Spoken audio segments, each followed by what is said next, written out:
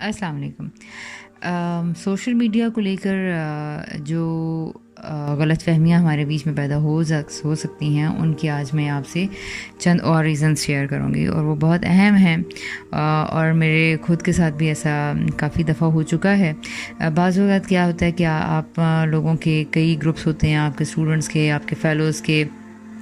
आप कई ग्रुप्स में होते हैं, तो ये बात आपको कैसे पता चलती है कि जी गलत फहमी का सबब बनी। आप जब इस तरह के ग्रुप को क्रिएट करते हैं या आप उसके एडमिन होते हैं, तो वहाँ पर बाज़ औक़ात लिखा हुआ आता है कि जहाँ आपके स्टूडेंट्स या किसी कॉज के लिए ग्रुप बना हुआ होता है, तो आप कुछ अरसे बाद देखते हैं या देख लेते हैं कि जी सम स्टूडेंट और सम पर्सन के बारे में लिखा हुआ आता है कि उसने ग्रुप लेफ़्ट कर दिया है। अब चूँकि जो लोग हसास होते हैं या जो लोग जैसे कुछ लोग जो लोग स्ट्रिक्टली रूल्स को ग्रुप के हवाले से चाहते हैं कि फ़ॉलो किया जाए, तो उनके ऊपर ये बात बड़ी गिरां गुज़रती है कि लोग कैसे ये गैर अखलाकी हरकत हो सकती है ना, यानी कि कोई इतना इमेच्योर कैसे हो सकता है। अच्छा, इसमें जब कुछ लोगों के बारे में फॉर एग्ज़ाम्पल मुझे डाउट हुआ कि नहीं ये तो पढ़े लिखे लोग हैं या ये तहज़ीब याफ़्ता लोग हैं। फॉर एग्ज़ाम्पल मैं तहज़ीब याफ़्ता, आप लोग ये समझ रहे होंगे कि तहज़ीब याफ़्ता यहाँ पे क्यों बोला जा रहा है, चूँकि हमारी तहज़ीब अब मेहमानदारियों और ताल्लुकात, फ़िज़िकल मेहमानदारियों और फ़िज़िकल ताल्लुकात के बजाय अब यानी कि सोशल वर्चुअल सारे रिलेशंस हो चुके हैं। तो मैं इसलिए सोशल मीडिया की तहज़ीब की बात कर रही हूँ, तो इसलिए ये जहन में रखिएगा। बहरहाल, तो आप उनसे जब हम लोग क्या करना शुरू कर देते हैं ऐसे मौका पर कि पीछे से कॉन्स्पिरेसी थेरीज़ बनाना शुरू कर देते हैं कि फ़लाँ ने ग्रुप छोड़ दिया, मायूस होने लग पड़ते हैं, डिप्रेशन में चले जाते हैं, लोगों ने ऐसे किया, लोगों ने सब ऐसे किया, उन्होंने भी ऐसे किया। अच्छा, इसमें दो तरह के बिहेवियर्स हैं। एक तो बाकी ग्रुप मेंबर्स पे इसका क्या असर पड़ता है, एक एडमिन पे क्या असर पड़ता है, और एक उस अपने बंदे के साथ क्या होता है जिसने ग्रुप छोड़ा होता है। अच्छा, इसमें दो तरह के तरीके हैं। एज एन एडमिन आपको इतना करेजियस और आपको इतना एज अ लीडर आपको इतना डेयरिंग होना चाहिए दैट आप किसी से पूछ सकें that why you left the group, और साथ में आप उनको बड़े आराम से बता सकते हैं। अगर वो आपको एक्सेप्ट करते हैं जी कि मुझे ये अच्छा नहीं लगा और मैंने छोड़ दिया, तो आप उनको एजुकेट करें और उनको बताएं कि आपने ये गलत हरकत की है और ऐसा नहीं करना चाहिए। फॉर एग्ज़ाम्पल उनको शाइस्तगी के साथ एजुकेट कर दीजिए। अच्छा, अब बहुत दफ़ा बदगुमानी की वजह क्या बनती है, आपको पता चलेगा वो बंदा कहता है कि वो आपको कोई भी दूसरा पर्सन ये बताएगा कि मिसाल मेरे बच्चे के हाथ में था, किसी और के हाथ में था, या फिर बाज़ औक़ात वो आपको ये बताएंगे कि मैं ग्रुप इन्फो चेक कर रही थी या कोई मैसेज पढ़ रही थी और मुझसे ग्रुप लेफ़्ट हो गया, और मैं सोच ही रहा था कि जी मैं एडमिन को कहूँ कि मुझे इस ग्रुप में एंटर किया जाए। बाज़ औक़ात थोड़ी देर बाद क्या होता है, आप गलत सोच रहे होते हैं और उनका मैसेज आ जाता है कि जी मैं उस ग्रुप में एग्ज़िट हो गई हूँ, मुझसे ग्रुप लेफ़्ट हो गया, तो प्लीज़ मुझे ऐड कर दीजिए। तो आपकी सारी आपको शर्मिंदगी बाद में उठाना पड़ती है कि ओहो I was thinking about that and actually situation क्या थी। इसी तरह एक और रीज़न ये होती है कि बाज़ औक़ात लोग अपना सेल चेंज करते हैं, बाज़ औक़ात वो अपना सेल के ऊपर यानी डिवाइस उनकी सेम होती है लेकिन वो नंबर नया, उसी डिवाइस में कोई नया सिम का या व्हाट्सएप नंबर ऐड कर लेते हैं, जिसकी वजह से वो नंबर एग्ज़िट हो जाता है उस ग्रुप में से, और वो उन्होंने ख़ुद ग्रुप नहीं छोड़ा होता। तो ये बात अगर आप इंक्वायर कर सकते हैं तो ज़रूर कर लीजिए। अगर इंक्वायर नहीं कर सकते तो बाज़ औक़ात आपको ये एक रीज़न, और आपका उनको कांटेक्ट भी नहीं हो पाता बाज़ औक़ात, क्योंकि वो नया नंबर व्हाट्सएप में इंस्टॉल कर चुके होते हैं और वो नंबर उनका उस नंबर पर व्हाट्सएप रहता नहीं है जिससे आप उनसे पता कर सकें। तो ये बात भी आपको ख़ुद से जानना है कि बाज़ औक़ात जब लोग व्हाट्सएप नंबर चेंज करते हैं, उनका फ़ोन नंबर तो वही होता है, लेकिन नंबर चेंज करने की वजह से बाज़ औक़ात ग्रुप लेफ़्ट हो जाता है और आप समझते हैं कि उन्होंने जानबूझ के छोड़ा, और जबकि ग्रुप लेफ़्ट करने वाले को यानी कि नंबर चेंज करने वाले को ख़ुद भी नहीं पता होता कि उससे वो ग्रुप लेफ़्ट हो चुका है। और हम माशाल्लाह लोग भी ऐसे बेनियाज़ हैं कि हम इतने अरसे तक ये कोशिश भी नहीं करते कि हम ये किसी से पता करें कि फ़लाँ ग्रुप से इतनी अरसे से मैसेज नहीं आया या मैं उसमें शामिल थी, क्या हुआ, और हम समझ होते हैं कि फ़लाँ बंदे ने शायद हमें ग्रुप से निकाल दिया और हम भी बदगुमानियों में वहाँ से شامل ہو رہے ہوتے ہیں. تو ان ساری چیزوں میں ہمیں احتیاط کرنا ہوتی ہے. بعض اوقات کیا ہوتا ہے کہ نمبر چینج ہوتا ہے, آپ کی ڈیوائس وہی ہوتی ہے, واٹس ایپ نمبر وہی ہوتا ہے لیکن ڈیوائس چینج ہو جاتی ہے, تو وہاں پہ بعض اوقات لکھا ہوا آتا ہے جی کہ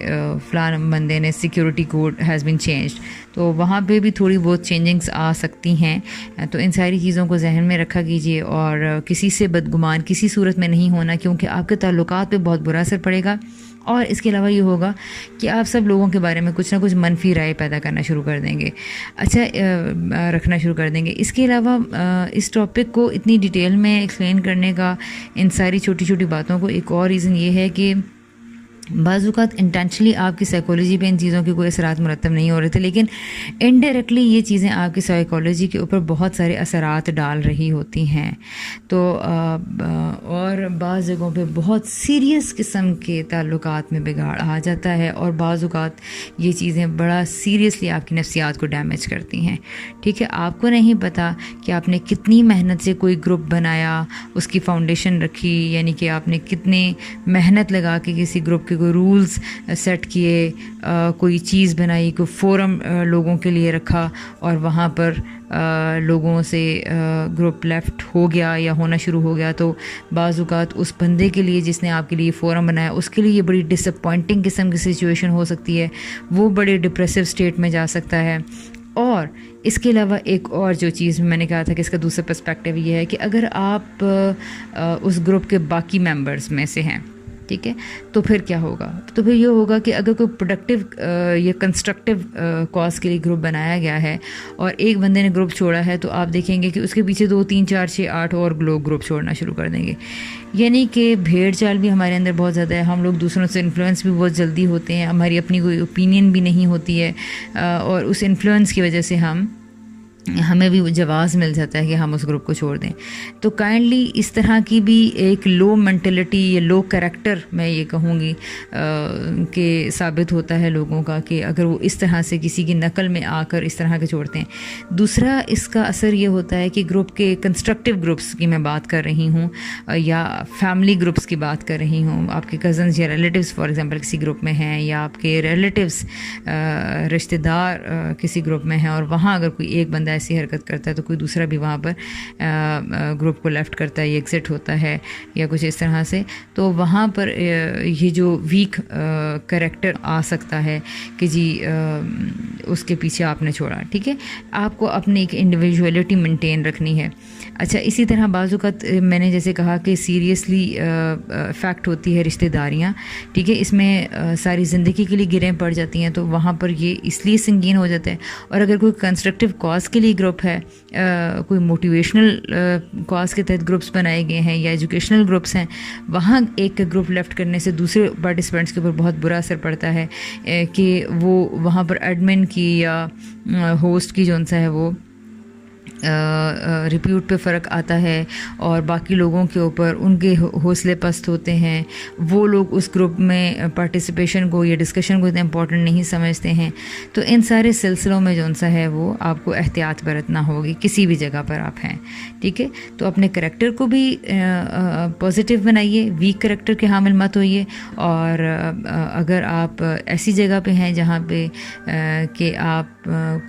کسی کے ایسے ایکٹ سے متاثر ہو رہے تھے, تو وہاں آپ ضرور کلیریفائی کر لیں کہ جی گروپ کیسے لیفٹ ہوا, اس کی ریزن کو سارٹ آؤٹ کیجیے, انکوائر کیجیے, تاکہ آپ کسی سے بھی بدگمانی کا شکار نہ ہوں. اس کے علاوہ ایک اور جو چیز آپ کو ذہن میں رکھنا ہے ریگارڈنگ دس ایشو, بعض گروپس کے اندر بعض لوگوں کا رول بہت پیسیو ہوتا ہے. اچھا, بعض لوگوں کی نیچر ایسی ہوتی ہے کہ وہ میسج کر ہی نہیں پاتے ہیں. یہ چونکہ ہمارا ایک الگ ٹاپک بھی ہے, اس میں الگ سے ایجوکیٹ کرنا چاہوں گی, خاص طور سے ان لوگوں کے لیے جن کی ریپیوٹ ایٹ رسک ہے. پلیز وہ اپنے بارے میں سوچیے. لیکن اگر آپ ایسے رول میں ہیں کہ آپ لوگوں کی پارٹیسپیشن نہ کرنے سے تنگ ہوتے ہیں, تو وہاں آپ کو لوگوں کی نیچرز کو انڈرسٹینڈ کرنا ہے, آپ کو اپنا ظرف بڑا کرنا ہے. اگر آپ لیڈر کے رول میں ہیں وہاں پر, اگر آپ ایک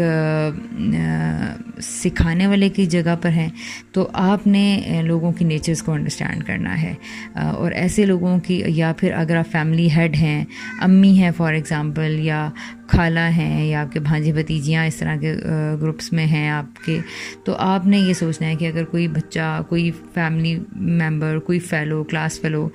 یا کوئی اسٹوڈنٹ، یا کوئی اور گروپ ممبر ڈسکشن نہیں کرتا، تو وہاں یہ دیکھنا ہوگا کہ ہو سکتا ہے بعض لوگوں کے اندر پارٹیسپیشن کے بارے میں جھجک ہو، وہ اپنے آپ کو بہت سیریس لیتے ہوں، اور اپنی ریپیوٹ کی انہیں بڑی فکر ہوتی ہو، اس طرح کی کوئی چیزیں ہو سکتی ہیں۔ اچھا،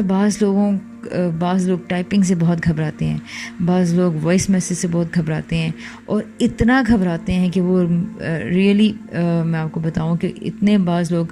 پینک ہوتے ہیں، گھٹ جاتے ہیں میسیج جب ان کو ٹائپ کرنا پڑتا ہے۔ اور بعض لوگ اپنی آواز کے بارے میں بہت کانشیس ہوتے ہیں، ٹائپنگ کے بارے میں بہت کانشیس ہوتے ہیں کہ وہ ہمت ہی نہیں کرتے ہیں میسیج کرنے کی یا وائس میسیج کرنے کی۔ تو اس طرح کی بھی چیزوں کو کنسیڈر کریں، اور اگر کوئی کنسٹرکٹیو گروپ ہے اور وہ لوگ ایسے اپنے اندر ہمت نہیں پاتے، تو ایسے لوگوں کو چاہیے کہ وہ کسی گروپ میں انڈلج نہ ہوں، وہ بس صرف پھر 2 وے کمیونیکیشن کسی سے رکھیں جہاں وہ بہت ایزی فیل کرتے ہیں، کیونکہ مسلسل 1-2 لوگوں کے نہ بولنے کی وجہ سے باقی لوگ ان کو پراؤڈ سمجھ سکتے ہیں، ان کے بارے میں غلط رائے قائم کر سکتے ہیں، یا یہ کہہ سکتے ہیں کہ جی فلاں بندہ بہت ہی